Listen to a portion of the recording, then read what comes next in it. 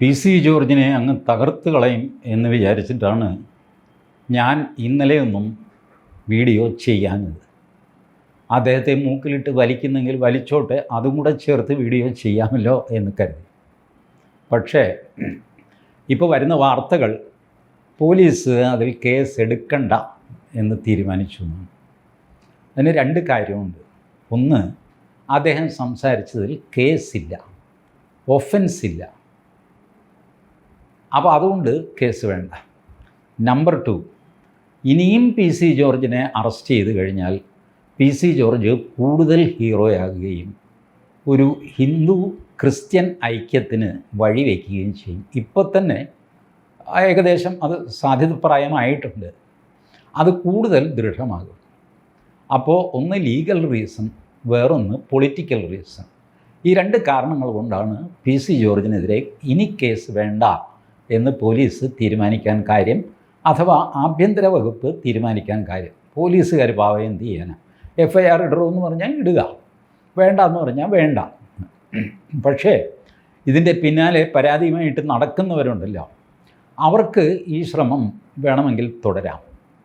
BNS അനുസരിച്ച് അവർക്ക് sir ഞങ്ങൾ പരാതി കൊടുത്തു, പോലീസ് FIR ഇട്ടില്ല എന്ന് പറഞ്ഞിട്ട് സ്ഥലം മജിസ്ട്രേറ്റിനെ സമീപിക്കാം.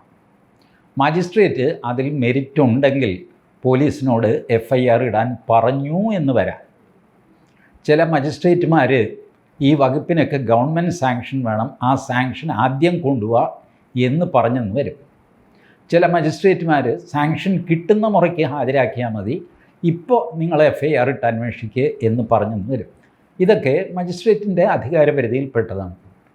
ഞാൻ പറയട്ടെ, ഒരു പക്ഷേ ഹൈക്കോടതി ജഡ്ജിമാർ കഴിഞ്ഞാൽ ഏറ്റവും അധികം അധികാരങ്ങളുള്ളത് മജിസ്ട്രേറ്റിനാണ്. അദ്ദേഹത്തിൻ്റെ പരിധിയിൽ കടൽ പോലത്തെ അധികാരങ്ങളാണ് മജിസ്ട്രേറ്റിന്. ഈ വാക്ക് സുപ്രീം കോടതിയുടെയാണ്, എൻ്റെ അല്ല. കടൽ പോലത്തെ അധികാരം മജിസ്ട്രേറ്റിന്, ഏതോ ഒരു മജിസ്ട്രേറ്റിനെ അല്പം വിമർശിച്ചുകൊണ്ട് സുപ്രീം കോടതി എഴുതി, ഇത്രയും അധികാരം കയ്യിലുണ്ടായിട്ട് നിങ്ങളിത് ചെയ്യുന്നില്ലല്ലോ. ഇനി മജിസ്ട്രേറ്റിന് വേറൊരു വഴി കൂടെയുണ്ട്. മജിസ്ട്രേറ്റിന് സ്വയം ഒരു അന്വേഷണം നടത്താം. ആദ്യം ഈ പരാതിക്കാരൻ്റെ മൊഴിയെടുക്കുക, പിന്നെ ആ മൊഴിയിൽ കഴമ്പുണ്ടെന്ന് തോന്നിക്കഴിഞ്ഞാൽ അതിൽ പ്രതിയായിട്ട് കുറ്റാരോപിതരായിട്ടുള്ളവരെ വിളിച്ചു വരുത്തി അവരുടെ മൊഴിയെടുക്കുക, ഒക്കെ കഴിഞ്ഞ് കേസുണ്ടോ എന്ന് സ്വയം തീരുമാനിക്കുക, അങ്ങനെ മുന്നോട്ട് പോവുക. ഇതും മജിസ്ട്രേറ്റിന് ചെയ്യാം. അതുകൊണ്ട് പി സി ജോർജിനെ ഹിംസിക്കാൻ ഇറങ്ങിയ ടീമുകളുണ്ടല്ലോ, youth Congress, youth league, SDPI, ഇവർക്കൊക്കെ ഈ മാർഗങ്ങളൊക്കെ പരിശോധിച്ച് നോക്കാവുന്നതാണ്. ഏറ്റവും എളുപ്പമാർഗ്ഗമാണ് നിങ്ങളിപ്പോൾ ചെയ്തത്. കൊണ്ടുപോയി പരാതി പോലീസ് സ്റ്റേഷൻ കൊടുക്കുക, FIR ഇടുക, പി സി ജോർജിനെ പൊക്കുക. അപ്പോൾ അത് ലീഗലി അത് നിലനിൽക്കില്ല എന്നും പൊളിറ്റിക്കലി അത് നഷ്ടക്കച്ചവടമാകുമെന്നും ആഭ്യന്തര വകുപ്പ് മന്ത്രിക്ക് മനസ്സിലായതുകൊണ്ട് അത് വേണ്ടെന്ന് വെച്ചിരിക്കുകയാണ്. നിങ്ങൾക്കിപ്പോൾ ഞാൻ ഈ പറഞ്ഞ മജിസ്ട്രേറ്റ് വഴിയുള്ള കാര്യങ്ങൾ മുന്നോട്ട് നീക്കാം. മജിസ്ട്രേറ്റ് ചെയ്തില്ലെങ്കിൽ ജില്ലാ കോടതിയിൽ പോകാം, ഹൈക്കോടതിയിൽ പോകാം, സുപ്രീം കോടതിയിൽ വരെ പോകാം, FIR ഇട്ടില്ല എന്നൊക്കെ പറഞ്ഞുകൊണ്ട്. അതിന് ഒരുപാട് ജഡ്ജ്മെൻറ്റ്സൊക്കെ നിങ്ങളെ സഹായിക്കാനെത്തും. ഞാൻ ഈ ഒരു ജനാധിപത്യ വിശ്വാസിയായതുകൊണ്ട് എതിർപക്ഷക്കാർക്കുള്ള ലീഗൽ ഓപ്ഷൻസ് എന്തൊക്കെയാണ് എന്നുള്ളതും ഞാൻ തുറന്നു പറയുന്നു. ബട്ട് പ്രശ്നം എന്താ? പി സി ജോർജ് പറഞ്ഞു മീനച്ചിൽ താലൂക്കിൽ 400ഓളം ലവ് ജിഹാദ് കേസുകൾ ഉണ്ടായി എന്ന് പറഞ്ഞു. അപ്പോൾ അത് എന്താണെന്നറിയണം, ആരാണെന്നറിയണം, അതിൻ്റെ ഡീറ്റെയിൽസ് അറിയണം. ഇതാണ് ബഹളം. ഇന്നലെ എൻ്റെ ശ്രദ്ധയിൽപ്പെട്ടത് ഒന്ന് ന്യൂസ് 18 അപർണ, വേറൊന്ന് 24 ന്യൂസിലെ ഹാഷ്മി. അപർണ വളരെ വികാരഭരിതയായിട്ടാണ്, കാസയുടെ പ്രതിനിധിയായിരുന്നു, അദ്ദേഹം ഫോണിലായിരുന്നു, പേര് എനിക്ക് മനസ്സിലായില്ല.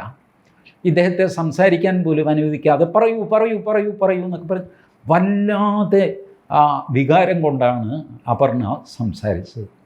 അതിന് കാരണം എന്താണെന്ന് വെച്ചാൽ അപർണയ്ക്ക് ഇതിനകത്തെ ഹ്യൂമൻ ആംഗിൾ മനസ്സിലായിട്ടില്ല. ഹാഷ്മി ആ ചർച്ചയിലുണ്ടായിരുന്ന ആ ഹിന്ദു ഐക്യവേദി നേതാവ് RV ബാബുവിനെ നിരന്തരം തടസ്സപ്പെടുത്തിക്കൊണ്ടിരുന്നു. ബാബു ഒടുവിൽ പറഞ്ഞു ഞാൻ സംസാരം നിർത്തും, ഞാൻ എണീറ്റ് പോകും എന്നൊക്കെ പറഞ്ഞപ്പോൾ എന്നാലും വിട്ടുകൊടുക്കാൻ തയ്യാറില്ല. കാരണം ബാബു ഒരു സെൻറ്റൻസ് പൂർത്തിയാക്കി കഴിഞ്ഞാൽ ഹാഷ്മി കെട്ടിപ്പൊക്കി കൊണ്ടുവന്ന സാധനം ചീട്ട് കൊട്ടാരം പോലെ തകർന്നു പോകും, അഥവാ തകർന്നു പോകുമെന്ന് ഹാഷ്മിക്ക് തോന്നി. അഥവാ തോന്നിയതുപോലെ എനിക്ക് തോന്നിക്കുന്നു. മനസ്സിലായി? എന്തുമായിക്കോട്ടെ, ഇതൊന്നും ഒരു സിവിലൈസ്ഡ് ഡിബേറ്റ് അല്ല. അതിന് ഞാനവരെ കുറ്റം പറയില്ല. അങ്ങനെയൊക്കെയാണ് മലയാള ചാനലിലെ ഹിന്ദി ചാനലുകളിലൊക്കെ ഉണ്ട് ഈ വെല്ലുവിളിയും വാടാപ്പൊടാ വിളിയും, സംസാരിക്കാതെ തടസ്സപ്പെടുത്തുക, ബഹളം വയ്ക്കുക.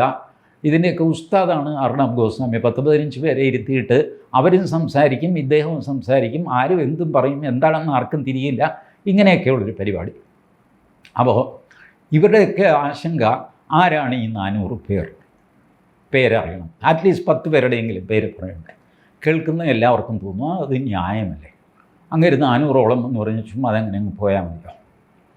വാസ്തവത്തിൽ ആ പ്രസംഗത്തിൽ അദ്ദേഹം ഒരാളിൻ്റെ പറയുന്നുണ്ട്, അത് നിങ്ങൾക്ക് പെട്ടെന്ന് വെരിഫൈ ചെയ്യാൻ പറ്റും. ആ പ്രസംഗത്തിൽ പറയുന്നു, ദേ ഇന്നലെ ഭരണങ്ങാനത്തു നിന്ന് പോയിട്ടുണ്ട്, രാത്രി 9:30 മണിക്ക് പോയതാ, തപ്പിക്കൊണ്ടിരിക്കുക. ഇതാ പ്രസംഗത്തിലുള്ളതാണല്ലോ. അപ്പോൾ ഭരണങ്ങാനം പോലീസ് സ്റ്റേഷനിൽ അന്വേഷിച്ച് കഴിഞ്ഞാൽ ആരാ എന്താണെന്ന് നിങ്ങൾക്കറിയാം. PC ജോർജിനെ കൊണ്ട് പറയിക്കാൻ ശ്രമിക്കരുത്, അദ്ദേഹം പറയില്ല. കാരണം ഇതിൻ്റെ ഹ്യൂമൻ ആംഗിൾ PC ജോർജിന് അറിയാം. നിങ്ങളൊന്ന് ആലോചിച്ച് നോക്കിയേ, ഒരു പെണ്ണ്, ഒരു ക്രിസ്ത്യൻ പെണ്ണ് മുസ്ലിം യുവാവുമായി പ്രണയത്തിലാവുന്നു. ഇത് ലവ് ജിഹാദ് എന്ന് പറയാൻ പറ്റുമോ? ഇല്ല. ആദ്യം അങ്ങനെയാണല്ലോ, നിഷ്കളങ്കമായ പ്രണയം. ഇവർ വീട്ടുകാർ സമ്മതിക്കാത്തതുകൊണ്ട് ഇവർ ഒളിച്ചോടുന്നു. അതിലും തെറ്റ് പറയാൻ പറ്റില്ല, എല്ലാ ചെറുപ്പക്കാരും ചെയ്യുന്നതാണ്. കുറച്ച് ദിവസമായി പെങ്കൊച്ചിനെ കാണുന്നില്ല. പോലീസിൽ പോയി പറയാൻ സാധാരണഗതിയിൽ അച്ഛനമ്മമാരുടെ മാനം അനുവദിക്കുകയില്ല. കാരണം പോലീസിൽ പോയി പറഞ്ഞാൽ കേസായി, TV ആയി, ബഹളമായി. പെൺകുട്ടിയെ കാണാനില്ല എന്ന് പറഞ്ഞ് ഫ്ലാഷ് ചെയ്യും TV യിൽ, ഏത് പെൺകുട്ടി എന്ന് പറഞ്ഞ് വരും. ഇപ്പം നമ്മൾ ആ പൂനെയിൽ പോയ 2 പെൺകുട്ടികളെ കണ്ടില്ലേ, ആദ്യം അവരുടെ പേര് പറഞ്ഞിരുന്നു, പിന്നെ പിടിക്കപ്പെട്ട് കഴിഞ്ഞപ്പോൾ പിന്നെ പേരുകൾ പറച്ചിൽ നിർത്തി. ബട്ട് പേരാരൊക്കെയാണെന്നുള്ളത് പുറത്ത് വന്നു കഴിഞ്ഞു. ഇനി ആ തിരിച്ചു വന്നു കഴിഞ്ഞാൽ ആ പെൺകുട്ടികളുടെ ജീവിതം എങ്ങനെയിരിക്കും? അത് വലിയ പ്രശ്നമാണത്.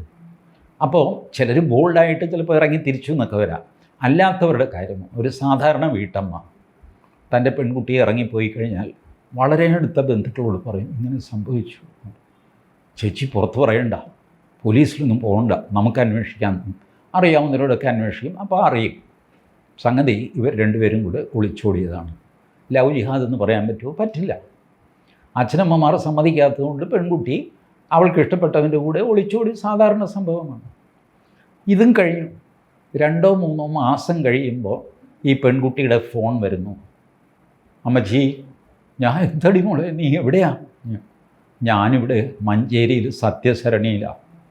എന്നെ ക്രിസ്ത്യാനി അല്ലാതാക്കാൻ നോക്കുന്നു അമ്മച്ചി, മുസ്ലിമാക്കാൻ നോക്കുന്നു. മുസ്ലിമാക്കിയാലേ എന്നെ കല്യാണം കഴിക്കുകയുള്ളൂ എന്നാണ് പറയുന്നത്. ഞാൻ എന്ത് ചെയ്യും അമ്മച്ചി? മോളെ, നീ എങ്ങനെ അവിടെ എത്തിപ്പെട്ടു? എനിക്കറിയില്ല അമ്മച്ചി. നീ ഇപ്പോൾ നിനക്ക് കുഴപ്പമൊന്നുമില്ലല്ലോ, ഇനി എന്ത് കുഴപ്പം വരാനാ അമ്മച്ചി? വരാനുള്ളതെല്ലാം വന്നു കഴിഞ്ഞു, വരാനുള്ളതെല്ലാം വന്നു കഴിഞ്ഞു. എന്ത് ചെയ്യണം ഈ അമ്മ? TV യിൽ വന്നിരുന്ന് കരയണം അല്ലേ? അപർണ, അത് സാധ്യമല്ല അപർണ. ഒരച്ഛൻ വൈക്കത്തുകാരൻ TV യിൽ ഒരുപാട് സംസാരിച്ചിരുന്നു. എന്ത് പരിഹാരം ഉണ്ടായി? മകളെ കിട്ടിയോ? ഇല്ലല്ലോ. നിങ്ങൾ ആ അച്ഛനെ അപമാനിച്ചു. ഒരമ്മ ആറ്റുകാലിൽ TV എല്ലാം കയറി പറഞ്ഞു നോക്കി. പെൺകുട്ടി പോയി കഴിഞ്ഞ് നിങ്ങൾ എന്ത് ചെയ്യും? ഇപ്പോൾ ആ പെൺകുട്ടി അഫ്ഗാനിസ്ഥാനിലാണ്, അവരെ തിരിച്ചു കിട്ടണമെന്നൊക്കെ പറഞ്ഞായിരുന്നു കുറേ കാലം. പിന്നെ എന്ത് സംഭവിച്ചു എന്ന് ആർക്കും അറിയില്ല. മാനം പോയി എന്നുള്ളതല്ല, അത് വേറെ ഒന്നുമില്ല. അങ്ങനെ മാനം കളയാൻ ആരും തയ്യാറാവില്ല. അപർണയും ഹാഷ്മിയും ഇത് മനസ്സിലാക്കണം. നിങ്ങൾക്ക് ഇത് TV യിലെ വെല്ലുവിളിയും ലഹളയുടെയും ഒരു സബ്ജക്റ്റാണ്. മറ്റുള്ളവർക്ക് സ്വന്തം ജീവിതമാണ്. ആ അമ്മ രഹസ്യമായിട്ട് ഇടവക വികാരിയോടോ അല്ലെങ്കിൽ നേരത്തെ MLA ആയിരുന്ന PC ജോർജിനോടോ ഒറ്റയ്ക്ക് കണ്ടു പറയും, ഇങ്ങനെയൊക്കെ സംഭവിച്ചു, ഞാൻ എന്ത് ചെയ്യും? ശരി, നമുക്ക് എന്തെങ്കിലും സമാധാനം ഉണ്ടാക്കാം, പുറത്താരോടും പറയരുതച്ചോ. ഇതിൻ്റെ താഴെ ഒരുത്തി നിൽക്കുന്നു, അവൾ പഠിച്ചുകൊണ്ടിരിക്കുക, അവളെ എനിക്ക് കെട്ടിച്ച് വിടണ്ടേ? എൻ്റെ കെട്ടിയവനാണെങ്കിൽ എന്നെ വഴക്ക് പറയും, വളർത്തു ദോഷാടി, നീ പിള്ളേരെ നോക്കാഞ്ഞിട്ടാണ്. കെട്ടിയവനുമായിട്ട് ദിവസവും ഞങ്ങൾ തമ്മിൽ വഴക്കാണ്, വീട്ടിലെ സമാധാനം നഷ്ടപ്പെട്ടു, എല്ലാം നഷ്ടപ്പെട്ടു. പൊട്ടിക്കരയും ആ അമ്മ ഇവരുടെ മുമ്പിൽ. ആ അമ്മയെ TV യിൽ കൊണ്ടുവന്നിരുത്തി പറയിപ്പിക്കണം എന്നുള്ള വാശിയാണ് അപർണയ്ക്കും ഹാഷ്മിക്കും ഉള്ളത്. എന്തൊരു കഷ്ടമാണ്. നിങ്ങളെപ്പറ്റി എന്തെങ്കിലും കേസുണ്ടെന്ന് വെച്ചാൽ എനിക്കറിയില്ല. ഹാഷ്മിയെപ്പറ്റി ഒരു ഫാമിലി ഇഷ്യൂ കോടതിയിലുണ്ടെന്ന് വയ്ക്കുക, അപർണയുടെ ഒരു ഫാമിലി ഇഷ്യൂ കോടതിയിലുണ്ടെന്ന് വയ്ക്കുക, അത് ടി വിയിൽ ചർച്ച ചെയ്യാൻ നിങ്ങൾ തയ്യാറാവുക? നിങ്ങളുടെ തന്നെ ആൾക്കാരുടെ കേസുകൾ നിങ്ങൾ ചർച്ച ചെയ്യാൻ തയ്യാറാവുക? അതുകൊണ്ട് പോലീസ് കേസ് എവിടെ, അതിൻ്റെ ലിസ്റ്റ് എവിടെ, പേരെവിടെ എന്ന് ചോദിക്കരുത്. അത് നിങ്ങൾ ആ അച്ഛനമ്മമാരോടും ആ പെൺകുട്ടിയോടും ഒരുപക്ഷെ ആൺകുട്ടിയോടും ചെയ്യുന്ന മഹാപരാധമാണ്. ഇത്തരം പേരുകൾ പുറത്തുവിടാൻ സാധ്യമല്ല. നിങ്ങൾക്ക് വേണമെങ്കിൽ അന്വേഷിച്ച് കണ്ടുപിടിക്കാം. പല ചാനലുകളും അന്വേഷിച്ചു. മീനച്ചിൽ താലൂക്കിൽ പോയിട്ട് പഞ്ചായത്ത് മെമ്പറോട് ചോദിച്ചു. പഞ്ചായത്ത് മെമ്പർക്ക് എന്തറിയാം? എങ്ങനെ ഈ നടക്കുന്ന സംഭവം പഞ്ചായത്ത് മെമ്പർ പറയുമോ? ഞാൻ എൻ്റെ തൊട്ടടുത്ത വീട്ടിലെ ഒരു പെൺകുട്ടി ഇതുപോലെ ഒരാളുടെ കൂടെ ഒളിച്ചോടിപ്പോയി. ആളെയൊക്കെ കിട്ടിയ സംഭവമൊക്കെ കഴിഞ്ഞു. 4 മാസം കഴിഞ്ഞാണ് ഞാനിതറിയുന്നത്. 4 മാസം കഴിഞ്ഞു. കാരണം ദിവസവും നേരെ എതിരെയുള്ള വീട്ടിലെ പെൺകൊച്ചെ എവിടെ പോയി എന്ന് ഞാൻ അന്വേഷിക്കാറുമില്ല, നോക്കാറുമില്ല. അവരവരുടെ കാര്യം, ഞാൻ എൻ്റെ കാര്യം. ജീവിതം ഇങ്ങനെ മുന്നോട്ട് പോവുകയല്ലേ. ഒരു ദിവസം യാദൃച്ഛികമായിട്ട് ഞാൻ എൻ്റെ ഭാര്യയോട് ചോദിക്കുന്നു, അപ്പുറത്തെ പെൺകൊച്ചിനെ കാണുന്നില്ല കുറേ നാളായിട്ട്, മറ്റേത് സ്കൂട്ടർ എടുത്തിട്ട് അങ്ങോട്ടും ഇങ്ങോട്ടൊക്കെ പോകുന്നത് കാണാൻ. അപ്പോൾ ഭാര്യ, അയ്യോ അറിഞ്ഞില്ലേ, അതിങ്ങനെയാണ്, ഇന്ന സ്ഥലത്താണ്. അതെ, ലവ് ജിഹാദൊന്നുമല്ല, അവർ ഒരേ ജാതിയും സംഗതിയൊക്കെയാണ്. എന്തോ വീട്ടിൽ ഇപ്പോൾ ബലം പിടിച്ചു, അതുകൊണ്ട് ഇവിടെ ഇറങ്ങിപ്പോയി, ഇത്രയാണ്. ബട്ട് ഇതറിയാൻ ഞാൻ 4 മാസം എടുത്തു. എൻ്റെ ഭാര്യ അറിഞ്ഞത് 2 ആഴ്ച മുമ്പാണ്. അതായത് 3.5 മാസം എൻ്റെ ഭാര്യ എടുത്തു. അവരാണല്ലോ കൂടുതലും ഫാമിലിയൊക്കെ അറിയുന്നവർ. എന്നിട്ട് പോലും അത്ര രഹസ്യമായിട്ട് ആ വീട്ടുകാരത് വെച്ചു. ഇതാണ് മനുഷ്യജീവിതം. മനുഷ്യൻ ജീവിക്കുന്നത് ടി വി ചാനലിലൂടെ അല്ല. പ്ലീസ് അത് മനസ്സിലാക്കണം. മനുഷ്യജീവൻ എടുത്തിട്ട് നിങ്ങൾക്ക് അലക്കാനുള്ളതല്ല ടി വി, അതും മനസ്സിലാക്കണം. ഇനി PC ജോർജ് ഒരു കാര്യം കൂടെ പറഞ്ഞു. ഹിന്ദുക്കളെ കൂടെ നമ്മുടെ കൂടെ ചേർക്കണം ഈ പോരാട്ടത്തിൽ. ഇത് പറഞ്ഞതാണല്ലോ. ഇതാണ് ചാനലുകാർക്ക് അടുത്ത പ്രശ്നമായത്. വിദ്വേഷപ്രസംഗം എന്നൊക്കെ പറയുന്നത് ഇതാണ്. ഹിന്ദുക്കളും ക്രിസ്ത്യാനികളും ഒന്നിക്കണം എന്ന് പറഞ്ഞാൽ വിദ്വേഷപ്രസംഗമായി. എങ്ങനെയാണ് വിദ്വേഷപ്രസംഗം? ഇവരുടെ ലോജിക്ക് എന്താണെന്നറിയാമോ? ഹിന്ദുക്കളും ക്രിസ്ത്യാനികളും ഒന്നിക്കണം. എന്തിന്? ലവ് ജിഹാദിനെതിരെ പോരാടാൻ. അപ്പോൾ അത് ഇസ്ലാമിന് എഗൻസ്റ്റ് അല്ലേ? ആണെന്ന് ഇവർ കരുതുന്നു. അത് ഇസ്ലാമിന് എഗൻസ്റ്റ് അല്ല. ഈ തെമ്മാടിത്തരം ലവ് ജിഹാദ് എന്ന് പറയുന്നതിന് എഗൻസ്റ്റാണ്. ലവ് ജിഹാദ് ഇല്ല എന്ന് സുപ്രീം കോടതി പറഞ്ഞിട്ടുണ്ടല്ലോ. സുപ്രീം കോടതി പറഞ്ഞതുകൊണ്ട് ലവ് ജിഹാദ് ഇല്ലാതെയാകുമോ? സുപ്രീം കോടതിയിൽ സംഭവിച്ചത് ഞാൻ പറയാം. NIA കേസുകളാണ്, അതോ CBI കേസോ? സുപ്രീം കോടതി ചോദിക്കുന്നു, ലവ് ജിഹാദ് കേസുകൾ എത്രയുണ്ട് നിങ്ങളുടെ കയ്യിൽ? അവർ പറഞ്ഞു, ലവ് ജിഹാദ് എന്ന് പറഞ്ഞ് കേസില്ല സാർ. 4 കേസുകളുണ്ട്. അതിൽപ്പെട്ട പെൺകുട്ടികൾ സിറിയയിലേക്കും അഫ്ഗാനിസ്ഥാനിലേക്കും ഒക്കെ പോയി. അത് അന്വേഷിക്കാൻ ഞങ്ങളെ ഏൽപ്പിച്ചിട്ടുണ്ട്, അന്വേഷിച്ചുകൊണ്ടിരിക്കുകയാണ്. ഇതല്ലേ സത്യാവസ്ഥ? ലവ് ജിഹാദ് ഉണ്ടെന്നോ ഇല്ലെന്നോ NIAക്ക് പറയാൻ പറ്റുമോ? പറ്റില്ല. കേന്ദ്രമന്ത്രി പറഞ്ഞു ചോദിച്ചാൽ അങ്ങനെ പറയുള്ളൂ. ലവ് ജിഹാദ് ഉണ്ടോ എന്ന് ചോദിച്ചാൽ ഇല്ല. ലവ് ജിഹാദ് എന്ന് പറഞ്ഞൊരു സംഭവം, ഒരു ബോർഡ് വെച്ച് ഒരു സംഘടന, അങ്ങനെയൊന്നും അല്ലല്ലോ ഇത് നടക്കുന്നത്. ഇത് നടക്കുന്നത് വളരെ വെൽ പ്ലാൻഡ്, ഓർഗനൈസ്ഡ് ആയിട്ടാണ്. ലവ് ജിഹാദ് ആണെന്ന് നിങ്ങൾ തിരിച്ചറിയുമ്പോഴത്തേക്ക് തന്നെ ഒരുപക്ഷെ മാസങ്ങളോ വർഷങ്ങളോ കഴിയും. അത് കഴിഞ്ഞിട്ടാണ് തിരുവനന്തപുരത്തുകാരുടെ ഫോൺ എവിടുന്നാണ് വന്നേ? അഫ്ഗാനിസ്ഥാനിൽ നിന്ന്. എത്ര വർഷം കഴിഞ്ഞ്? 1.5 വർഷം മറ്റോ കഴിഞ്ഞ് അമ്മയ്ക്ക് ഫോൺ വന്നു, ഞാൻ അഫ്ഗാനിസ്ഥാനിൽ കുടുങ്ങിയിരിക്കുകയാണ്, അമ്മയെ എന്നെ രക്ഷിക്കുന്നു. 1.5 വർഷം കഴിഞ്ഞിട്ടാണ് ലവ് ജിഹാദാണെന്ന് ആ അമ്മ തിരിച്ചറിയുന്നത്. വിവാഹം കഴിച്ചത് മുസ്ലിമിനെയാണെന്നറിയാം. ഇവർ പിന്നെ തിരുവനന്തപുരത്ത് നിന്ന് ശ്രീലങ്കയ്ക്കോ മറ്റോ പോയതായിട്ടറിയാം. പിന്നെ ട്രേസ് ഇല്ല. പിന്നെ വരുന്നത് കാലങ്ങൾ കഴിഞ്ഞുള്ള ഫോൺ കോളാണ്. അപ്പോൾ ലവ് ജിഹാദ് ഇല്ല എന്ന് പറയും. ലവ് ജിഹാദ് ആണോ അല്ലയോ എന്ന് തീരുമാനിക്കാൻ തന്നെ സമയമെടുക്കുന്നത്. അപ്പോൾ പ്രിസ്യൂം ചെയ്തിട്ട് ഇത് ലവ് ജിഹാദാണ്. കാരണം ഇതുകൊണ്ടാണ് ഇത് രഹസ്യമായിട്ട് ചെയ്തിരിക്കുന്നത്. അതിൽ പ്രോഗ്രസീവായിട്ട് ലവ് ജിഹാദായിരിക്കാം, തുടക്കത്തിൽ തന്നെ ലവ് ജിഹാദായിരിക്കാം, അല്ലെങ്കിൽ വെറും ലവ് ആയിരിക്കാം. അങ്ങനെയുള്ളതും കണ്ടേക്കാം, കാണുമല്ലോ. അപ്പോൾ ഇത് ഇത്ര കോംപ്ലക്സ് ആയിട്ടൊരു സാധനം സിമ്പിളായിട്ട് യെസ് ഓർ നോ, എത്ര കേസ്, ആര്, അജയ, സുജയ, മറ്റേത് മറിച്ചതെന്ന് പറഞ്ഞ് ഈ പേരുകൾ പറയണത്. ഇതാണ് ഇവരുടെ ആവശ്യം. അത് നടക്കില്ല. ലവ് ജിഹാദ് എന്ന് പറയുന്നത് ഒരു പ്രോസസ്സാണ്, ഒരു ഇവൻ്റ് അല്ല, ഒരു പ്രോസസ്സാണത്. അതിനകത്ത് നോർമൽ ലവ് ഉണ്ടാകും, ലവ് ജിഹാദും ഉണ്ടാകും. ഇത് വേർതിരിച്ചറിയാൻ സമയമെടുക്കും. മറ്റൊന്ന് ഈ കുടുംബങ്ങളുടെ ധർമ്മസങ്കടവും. ഇതൊക്കെ ഉള്ളതുകൊണ്ടാണ് ഈ പേര് പുറത്ത് പറയില്ല എന്ന് PC ജോർജ് പറയുന്നത്. ആ മനുഷ്യന് തലയ്ക്ക് വെളിവില്ലേ? തലയ്ക്ക് വെളിവുള്ള ഏതെങ്കിലും ഒരു കാരണവർ PC ജോർജ് പറഞ്ഞതിന് പോലെ തന്നെയല്ലേ പറയുള്ളൂ. ഇത് PC ജോർജ് പറഞ്ഞതിൽ കൊലക്കുറ്റം ചാർത്താനാണെങ്കിൽ കൊലക്കുറ്റം ചാർത്തിക്കോ, അറസ്റ്റ് ചെയ്തുകൊണ്ട് പൊക്കുമോ. നമ്മുടെ MN വിജയൻ ഒരിക്കലും പറഞ്ഞിരുന്നു, ചോദ്യം ചോദിച്ച കുട്ടിയെ നിങ്ങൾക്ക് പുറത്താക്കാം, പക്ഷേ ചോദ്യം ആ ക്ലാസ്സിൽ നിൽക്കും. PC ജോർജിനെ നിങ്ങൾക്ക് അറസ്റ്റ് ചെയ്ത് ജീവപര്യന്തം തുറുങ്കിലടയ്ക്കാം, പക്ഷേ PC ജോർജ് റേസ് ചെയ്ത ഇഷ്യൂ സമൂഹത്തിൽ നിൽക്കും. ഇത്ര മാത്രമേ ഞാൻ പറയുന്നുള്ളൂ. Thank you.